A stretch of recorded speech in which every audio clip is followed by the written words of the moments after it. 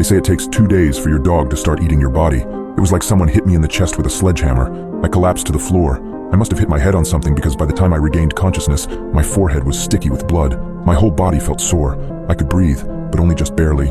I was down in the basement cleaning that row of shelves that I had been putting off, so I doubt my neighbors heard me falling. The only thing that was home, and would be until the next morning, was my boyfriend's stupid dog, Cooper. Jason picked him up from the pound even though nobody else wanted him. The scrappy little thing with wiry gray fur mottled with brown patches was no purebred, that was for sure.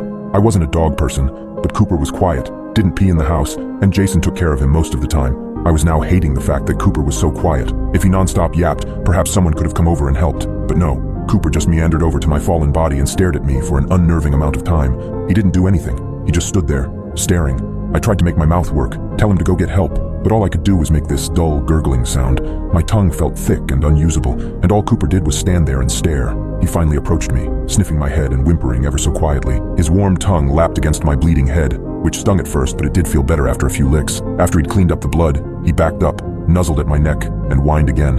I wanted to beg that dog to start howling, making a bunch of noise, and somehow alert our neighbors that I was in trouble, but I couldn't do anything. I just had this scrappy little mutt to cuddle me as I lay there. Minutes ticked by. I could see the clock on the wall moving ever so slowly. I had to wait until Jason came home, I figured.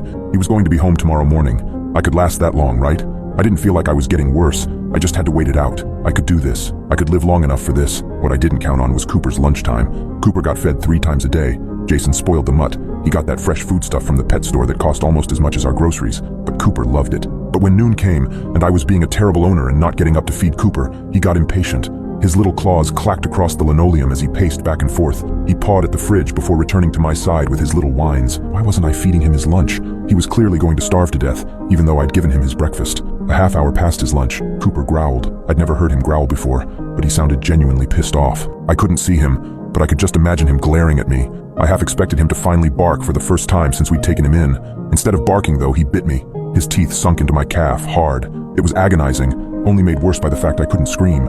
Cooper didn't let go either. He just pulled, actually dragging me a few inches before my skin finally gave and he tore away a healthy chunk of skin and flesh. The pain got so much worse. Cold sweats poured down my face as I heard Cooper chew and swallow. I was nearly sick. At least I wanted to be. That stupid dog just ate part of my leg, and he clearly liked it as he went back for seconds. Thank God I passed out from the pain. By the time he had eaten his fill and I was back to being alert, I could feel him licking the gaping wound, as if it would make it better. Or perhaps my blood was just his dessert course. I couldn't look behind me to see how bad the damage was. I just knew it hurt, but I didn't know how much worse it could possibly get. Dinner time rolled around. I spent my afternoon drifting in and out of consciousness, but when I heard Cooper growl again, my body forced me away.